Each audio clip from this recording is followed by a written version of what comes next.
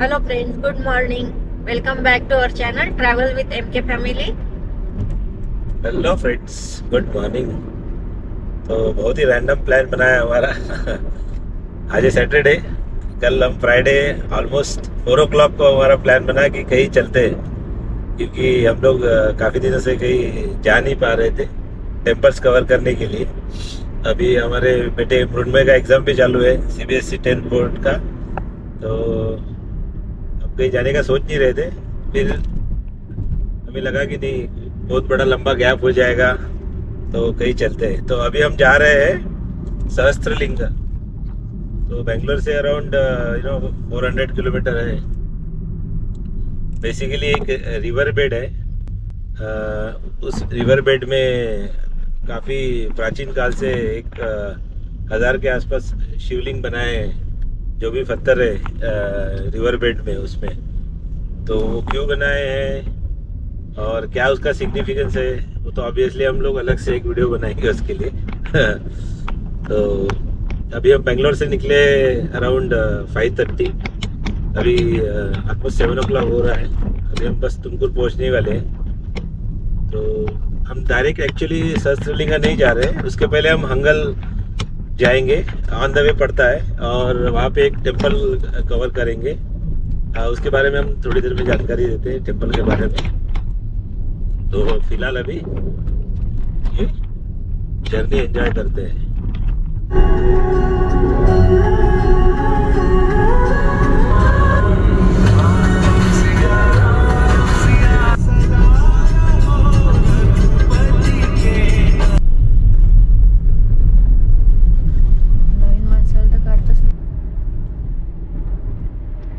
तो अभी हम तुमकुर क्रॉस कर रहे हैं। जब से हम लोग तुमकुर का एग्जिट लिया है नाइस रोड से, बेंगलोर से हम लोग जा रहे हैं, तो तुमकुर का एग्जिट तो लेना ही पड़ेगा। तब से लेके अभी तुमकुर तक इतने ट्रक्स मिल रहे हैं कि क्या ही बोले। मतलब और वो तो एक लेन में कभी चलते नहीं है। साइड लेन में चलते हैं, तो बड़ा आराम से चलना पड़ रहा है। काफ़ी बड़ा इंडस्ट्रियल एरिया है ना यहाँ पे। ऐसे बोला जाता है कि 25 बड़ी छोटी कंपनी थी, कोई तो गिनती नहीं है, लेकिन बड़ी बड़ी 25 कंपनियां हैं। स्टील से लेके इलेक्ट्रिकल से लेके सारी यहाँ पे इंडस्ट्रीज मौजूद है। इसलिए वो 2 व्हीलर्स वाले भी काफ़ी दिखेंगे आपको, क्योंकि वो अप डाउन करते होंगे बेंगलोर से। तो बेसिकली तुमकुर इंडस्ट्रियल एरिया के लिए तो जाना जाता है, लेकिन सबसे बड़ी बात है तुमकुर के जो उसका मतलब जो तुमकुर जाना जाता है, वो है सिद्धगंगा मठ के लिए। आप में से शायद कोई भी ऐसा नहीं होगा जिसको सिद्धगंगा मठ के बारे में नहीं पता होगा, जो कर्नाटका में रहते हैं। स्पेशली बेंगलोर लोगों के लिए तो पता है। वो लिंगायत समाज का बहुत बड़ा एक आप बोल सकते हैं धार्मिक सेंटर भी है और पावर सेंटर भी है, क्योंकि वहीं से सारी पॉलिटिक्स को कंट्रोल किया जाता है लिंगायत समाज की। तो जब भी इलेक्शन होता है, लोकसभा का हो या विधानसभा का हो, हर एक बड़े पॉलिटिशियन उस सिद्धगंगा मठ को जरूर विजिट करते हैं, ताकि थोड़ा वोट बैंक के लिए अपना कुछ हो जाए। तो काफ़ी इम्पोर्टेंट सिटी है ये कर्नाटका के ओवरऑल डेवलपमेंट के हिसाब से। तुमकुरू काफ़ी इम्पोर्टेंट सिटी है। अभी बोला जा रहा है कि कोई सॉफ्टवेयर इंडस्ट्री भी यहाँ पे तो धीरे धीरे स्टार्ट करने वाले हैं, तो देखते हैं।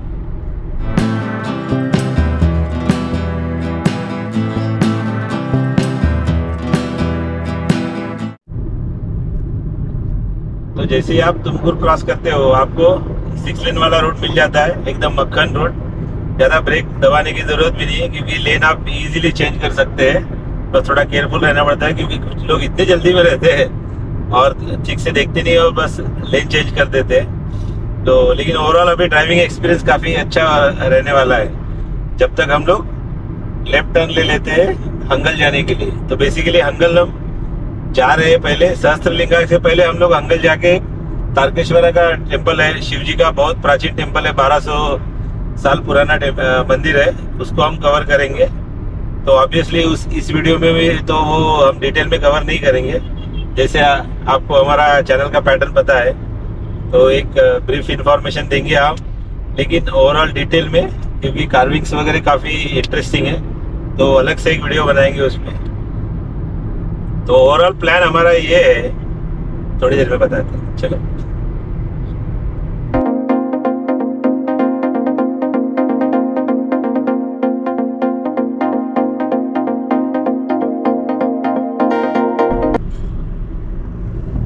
आज हमें ये काफ़ी बार दिख रही है, एटलीस्ट अभी ये 7 to 8 टाइम्स हमें दिखा है। विंड मिल का जो ये होता है, क्या बोलते हैं, आर्म बोलिए, जो भी बोलिए, और काफ़ी लंबा होता है। ट्रक देखिए आप, 2 लोग ड्राइव करते हैं, एक सामने से ड्राइव कर रहा है ऑब्वियसली, और अभी आपको दिखेगा।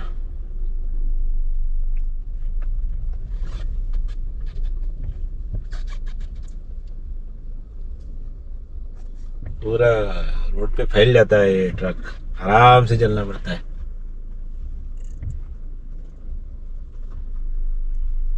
देखिए ये जो बंदा है बैठा है पीछे, ये भी यहाँ से कंट्रोल करता है। ये जो भीड़ वाले भैया है ना, यूपी वाले भैया, ये इतने फास्ट और इररिस्पॉन्सिबल चला रहे हैं, आपको अंदाजा नहीं। जब भी हम लोग अभी डाइवर्जन लिया था, ऑलमोस्ट हिट हो गया था। वो पुलिस की एक बड़ी सी गाड़ी थी, ट्रक ही था, उसको ऑलमोस्ट हिट हो गया था।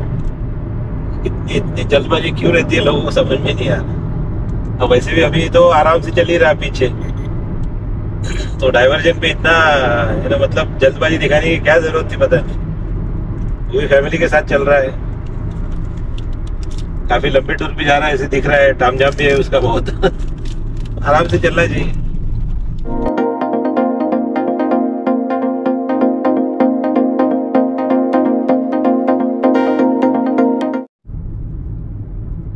तो फ्रेंड्स, अभी हम हिरियूर करके एक टाउन है, उसको क्रॉस कर रहे हैं। तो बेसिकली हिरियूर ये काफी मतलब इंटरेस्टिंग सिटी है। तो फर्स्ट ऑफ ऑल यहाँ पे बहुत बड़ा डैम है, वानी विलास सागर डैम करके है, जो काफ़ी फेमस है। कभी जाएंगे उसको भी कवर करने के लिए। तो काफ़ी प्राचीन है, मतलब मैसूर के जो वडियार राजा थे उनके दौरान ये बनाया गया था। और एक ब्रिटिश ऑफिसर थे कब्बन करके, उनके सुपरविजन में उस डैम को बनाया गया था। तो यही वो ऑफिसर है कब्बन, जिनके नाम से बेंगलोर में जो पार्क है कब्बन पार्क, वो उन्हीं के नाम से है। तो ये तो हुई पहली बात। दूसरी सबसे बड़ी इंटरेस्टिंग बात है इस सिटी के बारे में कि एक प्राचीन काल में एक लेडी हुआ करती थी, क्या नाम था, रुकिए जरा, नाम बता दे। हेमा रेड्डी मल्लम्मा नाम की एक लेडी थी। आप बिलीव नहीं करेंगे, प्राचीन काल में वो यहाँ से, जब ज्यादा संसाधन भी नहीं हुआ करते थे ट्रैवलिंग के, हर साल हिरियूर कर्नाटका से वाराणसी तक पैदल जाती थी शिव जी के दर्शन करने के लिए। और ये उन्होंने काफी सालों तक किया। तो लेकिन ऑब्वियसली जब वो बूढ़ी हो गई, तब उनको ये चिंता सताने लगी कि अभी मैं कैसे हर साल नहीं जा पाऊंगी, पैदल तो जाना पॉसिबल नहीं है। तो उन्होंने शिव जी की आराधना की कि अभी मैं बूढ़ी हो गई हूँ और अभी मैं हर साल पैदल आपके दर्शन करने वाराणसी तक नहीं आ पाऊंगी, तो अब मैं क्या करूं। तो ऐसे बोला जाता है कि शिव जी उनके ड्रीम में आके उनको बोला था कि आपको अभी आपके भक्ति से काफी प्रसन्न है और अभी आपको उतने दूर तक वाराणसी तक आने की जरूरत नहीं है। मैं खुद यहाँ हिरियूर में आके यहाँ पे अपना स्थान एक निर्माण करूंगा और यहाँ यहीं पे आप मेरी पूजा कर सकते हैं। तो ऐसे बोला जाता है कि जो लेडी थी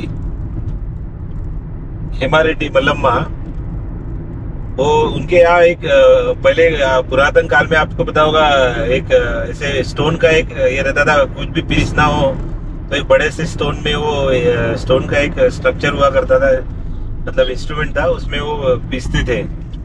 तो उसका जो ये था पिसने का जो पत्थर था वो अपने आप शिव जी की मूर्ति में कन्वर्ट हुआ और उसके बाद हेमारेड्डी मल्लम्मा उसकी शिव जी के रूप में पूजा करने लगी। तो उसके बाद ये यहाँ तिरुमल्लेश्वर नाम से एक प्राचीन टेम्पल बनाया गया था शिव जी का। तो काफी इंटरेस्टिंग कहानी है एक्चुअली, आप कभी इंटरनेट पे सर्च कीजिए।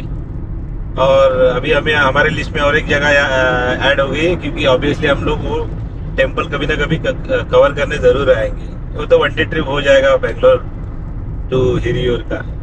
तो काफी इम्पोर्टेंस है इस सिटी का कर्नाटका के इतिहास में।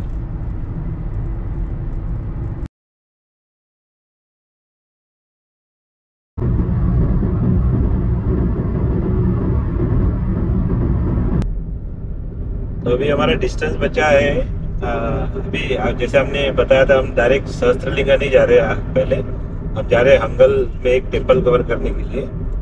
तो हंगल तारकेश्वर टेम्पल तक का डिस्टेंस अभी 182 किलोमीटर बचा है, 2.5 घंटा लगेगा। अभी हम बीच में ब्रेकफास्ट भी करेंगे। ब्रेकफास्ट का हमारा प्लान है हम दावनगेरे में रुक के दावनगेरे बेन्ने डोसा खाने का प्लान है। तो देखते हैं कैसे होता है क्योंकि लास्ट टाइम जब अभी बताया था जैसे 20 डेज पहले मैं चित्रदुर्गा गया था तो हमारा पोपट हो गया क्योंकि जो प्लेस हमने डाला था जो काफी फेमस है एक्चुअली दावनगेरे में, प्रॉपर दावनगेरे बेन्ने डोसा के लिए हमने डाला। गूगल मैप ने हमें कहाँ से घुमा के लेके जा रहा था, हम फ्रस्ट्रेट हो गए, हाईवे पे फिर से वापस आ गए और फिर आपने हाईवे पे किसी होटल पे खाया था लेकिन इतना मजा नहीं आया था। तो इस बार देखते हैं, वही मैप में लगाया है अभी एक ऑथेंटिक प्लेस है। तो let's see how it goes this time. तो ओवरऑल प्लान हमारा ये है कि आज हम टेम्पल कवर करेंगे, सहस्त्रलिंग कवर करेंगे और वही सहस्त्रलिंग रिवर के पास एक हैंगिंग ब्रिज है, नेचर का एक अल्टीमेट व्यू आता है, वो भी हम कवर करेंगे। और कल हमारा प्लान है याना केव्स जाने का। तो याना केव्स एक अल्टीमेट अपने आप में एक अलग सा रॉक फॉर्मेशन है जो वीडियो में आप देखेंगी, तो वो कवर करेंगे। And then on the way back एक और प्राचीन टेम्पल हम कवर करेंगे। तो ओवरऑल ये फुल पावर पैक प्लान है 2 दिन का, आज का और कल का। तो देखते हैं प्लान सक्सेसफुल होता है कि नहीं होता है, आपको पता चल ही जाएगा।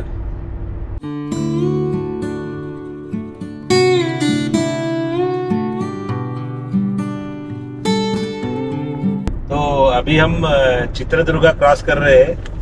अगर आप लेफ्ट लेके 5 किलोमीटर अंदर जाने के बाद चित्रदुर्गा सिटी आ जाएगा। तो चित्रदुर्गा अपने आप में नाम से दुर्गा मतलब फोर्ट, तो एक 15वीं शताब्दी का फोर्ट है, उसके वजह से चित्रदुर्गा सिटी काफी फेमस है। और इतना बढ़िया आर्किटेक्चर है कि क्या ही बोले, पूरे पत्थरों से, बड़े बड़े पत्थरों से वो पूरा फोर्ट बनाया गया है और आर्किटेक्चर अमेजिंग है ऐसे सुना है। तो वो भी कभी कवर करेंगे उसको भी। एक्चुअली ये जो सिटी है चित्रदुर्गा ये काफी रॉकी टेरेन है, बड़े बड़े यहाँ पे पत्थरों के पहाड़ है, इसलिए आपने देखा होगा कितनी सारी विंड मिल्स यहाँ लगी है। और ऐसे बोला जाता है कि इस सिटी का महाभारत काल से एक गहरा नाता है। ऐसे बोला जाता है कि पांडव जो जब अज्ञातवास में थे तब उन्होंने काफी समय इस ओवरऑल रीजन में बिताया था। आपने महाभारत की वो कहानी भी सुनी होगी जब भीम का युद्ध हुआ था हिडिंबा के साथ राक्षस। तो ऐसे कहा जाता है कि हिडिंबा और हिडिंबी 2 भाई बहन थे राक्षस, और हिडिंबा जो था वो काफी क्रूर था, उसको लोगों को मारने में बहुत मजा आता था।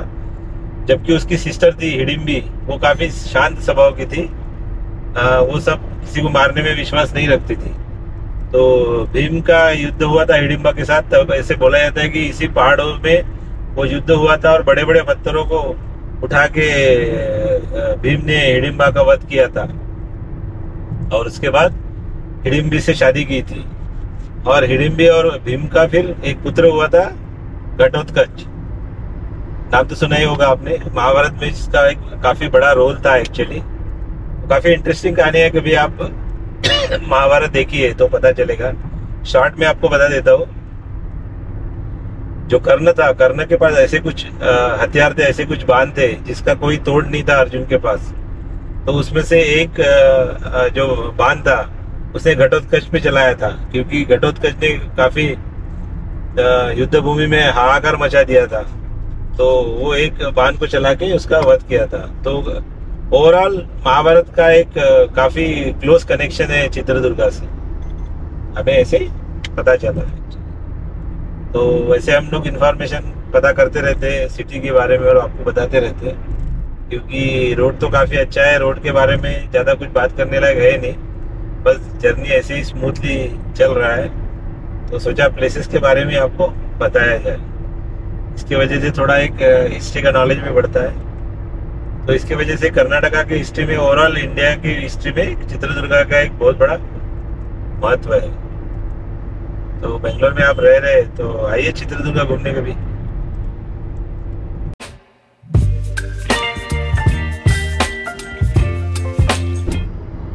तो रोड के लेफ्ट राइट साइड में जो आपको सिटी दिख रही है, ये है दावणगेरे। अब हम दावणगेरे पहुंच गए हैं, दावणगेरे को क्रॉस कर रहे हैं। हमें खाना है दावणगेरे फेमस दावणगेरे बेन्नी डोसा। तो एक्चुअल में तो सिटी में घुसना चाहिए, लेकिन हमारा कोई प्लान नहीं है सिटी में घुसने का। एक होटल लगाया है, एक कामत वेज रेस्टोरेंट है, देखते हैं वहाँ कैसे बेन्नी डोसा मिलता है। वैसे फेमस होटल है तो ऑथेंटिक बेन्नी डोसा मिलना चाहिए। Let's see how it goes. तो ये सिटी भी एक एजुकेशन हब के नाम से जाना जाता है। यहाँ यूनिवर्सिटीज है और काफी सारे प्राचीन स्ट्रक्चर्स भी है इस सिटी में। और कुछ डिशेस के लिए other than Davangere Benny dosa के अलावा भी एक राइस, पर्टिकुलर चिली राइस और एक डिश है मट्टाकल्ली कुछ ऐसी डिश है, उसके नाम, उसके लिए भी ये काफी प्रसिद्ध है। तो देखते हैं, फोटो डालने की कोशिश करेंगे वो डिशेस की।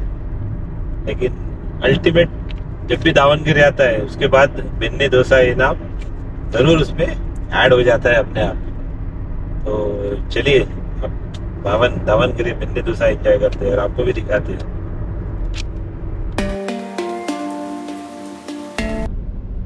तो अभी हमारा ब्रेकफास्ट हो गया है, अभी टाइम हुआ है 10:30। तो बेसिकली हम लोग कामत में रुकने वाले थे दावणगेरे बेन्नी डोसा खाने के लिए, लेकिन वो रोड के उस साइड होटल बता रहा था। तो यूटर्न लेके उतना सब तामझाम करना आपको पसंद नहीं है।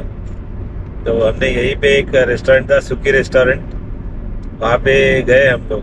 मैंने बोला बेन्नी डोसा तो कहीं भी मिल जाएगा, लेकिन सरप्राइजिंगली वहाँ पे नहीं था। तो हमने पूछा भी कि भाई यहाँ फेमस डोसा है, फिर भी आपके रेस्टोरेंट में नहीं है, आपके सिटी का ही है दावणगेरे का? तो बोले नहीं सर, हमारे यहाँ नहीं रहता। तो फिर हमने मसाला डोसा खा लिया। वैसे भी हमारा नसीब बहुत बेकार है, जब भी हम कुछ प्लान करके जाते हैं कि स्पेशल डिश ऑन द वे कहीं खाएंगे, वो कभी नहीं होता। जैसे एक मुरुगन इडली हम लोग 2 बार ऑन द वे हमने प्लान किया था। एक बार हम कांचीपुरम गए थे और सेकंड टाइम हम लोग गए थे महाबलीपुरम। दोनों टाइम पे इतना रश था कि हम लोग बिना खाए निकल गए वहाँ से। तो नसीब बहुत बेकार है हमारा इस मामले में। तो देखते जब हम कल परसों रिटर्न जब आएंगे, तो रिटर्न की जर्नी में तो शायद वो होटल मिलेगा ही ना उस साइड पे रोड के। तो तब देखते क्या होता है। और एक सरप्राइजिंग है एक्चुअली कि होटल्स नहीं है ज़्यादा, मतलब इतना बड़ा सिटी है लेकिन हाईवे पे होटल्स बिल्कुल भी नहीं है, मतलब काफ़ी कम है एक्चुअली। तो बड़ी दिक्कत वाला काम है। और सिटी के अंदर जाना फिर उसमें टाइम बहुत जाता है एक्चुअली बेसिकली। तो एनीवे कोई बात नहीं। वो 20 दिन पहले जब आया था तब भी ऐसे ही हुआ था। दावणगेरे बेन्नी डोसा खाया, लेकिन वो उतना ऑथेंटिक नहीं था लास्ट टाइम जब आए थे। तो चलो कोई बात नहीं, जब नसीब में होता है तभी मिलता है, ऐसे बोलते हैं ना, जब नसीब में होगा तब खा लेंगे।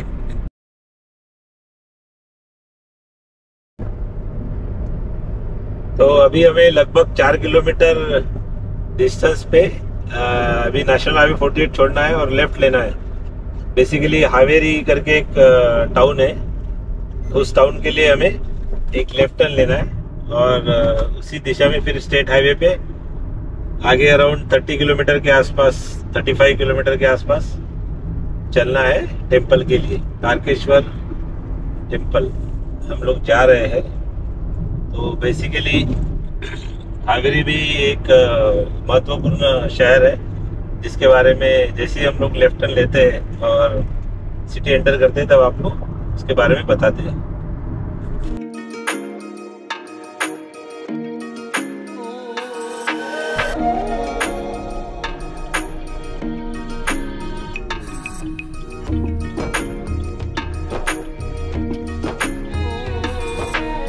तो अभी आपने देखा होगा हमने लेफ्ट टर्न ले लिया है नेशनल हाईवे छोड़ के। अभी इसी रोड पे हमें अराउंड 30 किलोमीटर चलना है, एक आधे घंटे में हम लोग पहुंच जाएंगे मंदिर। तो बेसिकली अभी हम लोग जो सिटी हम क्रॉस कर रहे हैं वो हवेरी है।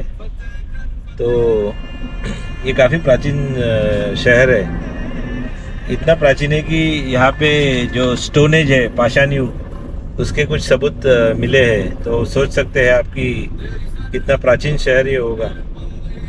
और यहाँ पे कुछ प्राचीन मंदिर भी है जैसे सिद्धेश्वर मंदिर वगैरह है। लेकिन मेनली ये शहर दो जो पोएट है कर्नाटका के, उसके लिए वजह से जाना जाता है।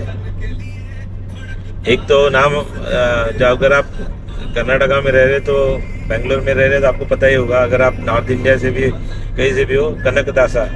क्योंकि कनकदासा एक ऐसे कवि थे, लेखक थे कि प्रसिद्ध थे, जिनकी वजह से एक्चुअली कर्नाटका का काफ़ी साहित्य की इसमें नाम हुआ। उनके बर्थडे पे छुट्टी भी रहती है, पूरे कर्नाटका में ऑफ रहता है, एक्चुअली गवर्नमेंट ऑफ रहता है। तो आप सोच सकते हैं कितने बड़े कवि वो होंगे। और एक कवि यहाँ के काफ़ी फेमस है, क्या नाम है? शिशुनाला शरीफ करके, वो भी काफ़ी प्रसिद्ध कवि थे जो हवेरी टाउन से आते हैं। तो इस प्रकार से इस शहर का इतिहास है।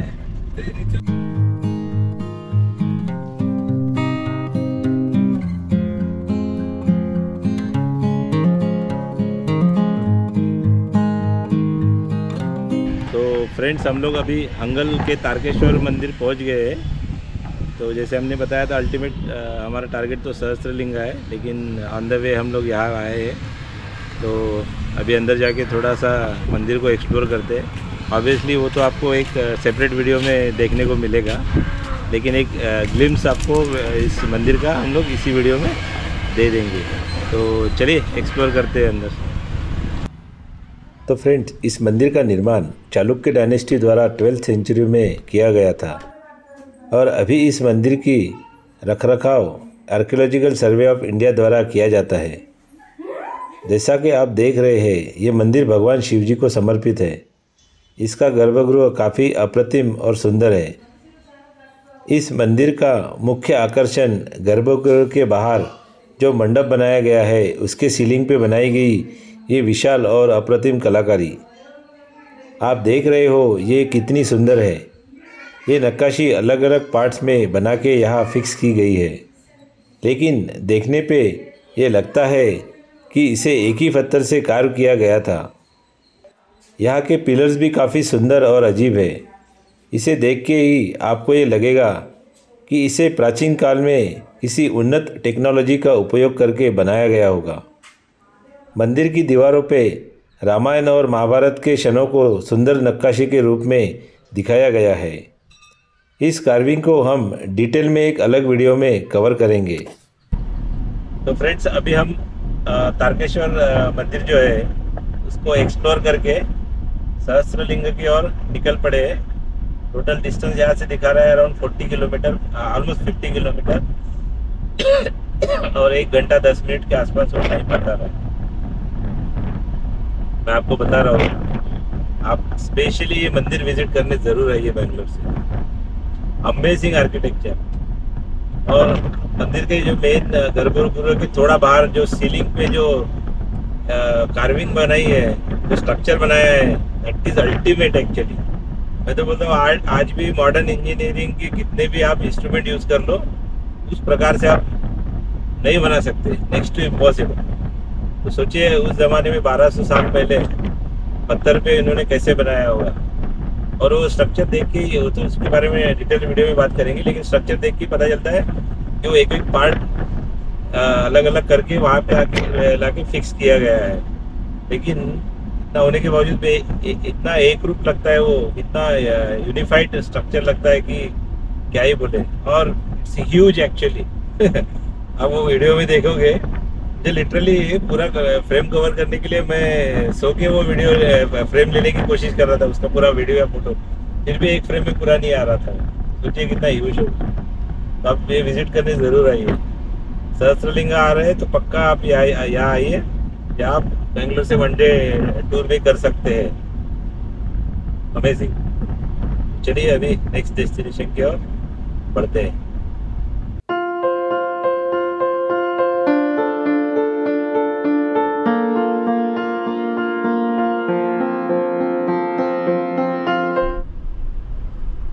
तो अभी तक ओवरऑल जो अंगल जो तारकेश्वर टेम्पल है उससे अब निकले हैं, तो ओवरऑल कंडीशन ओके बोलूँगा, not so bad not so good actually. बीच बीच में रोड का काम चालू है, तो ऑब्वियसली यू कैन अंडरस्टैंड। और एक इंटरेस्टिंग चीज़ है वो अंगल जो है प्लेस, उसके बारे में जैसे मैंने वीडियो में थोड़ी देर पहले बताया था कि चित्रदुर्ग के आसपास, मतलब ये महाभारत कालीन इसका बड़ा कनेक्शन है, क्योंकि जो पांडव जब एक्साइल में थे, अज्ञातवास में थे, तब ऐसे बोला जाता है कि ये हंगल जो शहर है, इस जगह उन्होंने अपना अज्ञातवास का 13वां साल यहाँ पूरा 1 साल बिताया था। तो इसलिए ये महाभारत से इनका काफी जुड़ाव है इस शहर का। और इससे ये भी साबित होता है कि आप सोच सकते हैं कि कितना पुरानी ये जगह है, मतलब इसका ऐतिहासिक महत्व है। लेकिन चलिए, रोड गड्ढों में से रोड निकालते निकालते हम लोग एक आधे घंटे में पहुंच जाएंगे सहस्त्रलिंगा। जबरदस्त भूख लगी है, होटल तो यहाँ दूर दूर तक कोई दिखाई नहीं दे रहा। तो देखते हैं, अगर डेस्टिनेशन के पास कोई होटल मिल गया तो अच्छा हो जाएगा, नहीं तो फिर मुश्किल है भाई। बहुत मुश्किल है।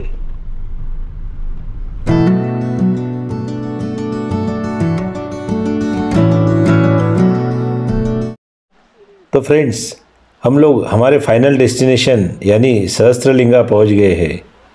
ये जो रिवर आप देख रहे हैं, ये शर्मला रिवर है, और इसी रिवर के बेड में मौजूद पत्थरों पे 16th सेंचुरी में 1000 शिवलिंग और नंदी जी को कार्व किया गया है। आप देख सकते हैं कितना अमेजिंग ये मंजर है। आपको नदी में किसी भी पत्थर पे पैर रखने के पहले केयरफुल रहना पड़ता है, ताकि गलती से भी आपका पैर शिवलिंग पे ना पड़ जाए। अब इतने सारे शिवलिंग यहाँ क्यों बनाए गए थे और इसका क्या सिग्निफिकेंस है, ये हम एक अलग वीडियो में कवर करेंगे, क्योंकि ये स्टोरी काफ़ी लंबी है लेकिन उतनी ही इंटरेस्टिंग भी। और फ्रेंड्स, इस नदी के ऊपर एक हैंगिंग ब्रिज भी बनाया गया है जो पार्किंग स्पेस से एक्सेसिबल है। इस हैंगिंग ब्रिज से आपको एक अल्टीमेट व्यू मिलता है, तो आप यहाँ पे बहुत सारे फ़ोटोज़ निकाल सकते हैं और इंस्टाग्राम के लिए रील्स भी बना सकते हैं। इस ब्रिज के ऊपर खड़े होके रिवर को देखने का सुकून कुछ और ही है। तो अगर आप यहाँ आ रहे हैं तो इस ब्रिज को ज़रूर विज़िट कीजिए। तो फ्रेंड्स, अभी आपने देखा होगा हम सहस्त्रलिंगम जगह एक्सप्लोर करके आ गए। नदी के पूरे प्रवाह के बीच में सारे पत्थरों पे मैंने सैकड़ों हज़ारों शिवलिंग देख के काफ़ी मन प्रसन्न हुआ, और काफ़ी दिनों बाद एक्चुअली बहती हुई नदी में पैर डाल के हम लोग बैठे थे, काफ़ी अच्छा लगा। अभी इतने सारे शिवलिंग वहाँ पे क्यों बनाए गए हैं और कब बनाए गए हैं, क्या रीज़न है इसके पीछे, इसके लिए हम एक सेपरेट वीडियो बनाएंगे। तो लेकिन काफ़ी इंटरेस्टिंग स्टोरी है। और उसके पास ही बगल में एक हैंगिंग ब्रिज है, वो भी आपने देखा होगा। अमेजिंग, नेचर के इतना करीब जाने का एक अपने आप में एक अलग ही एक्सपीरियंस रहता है।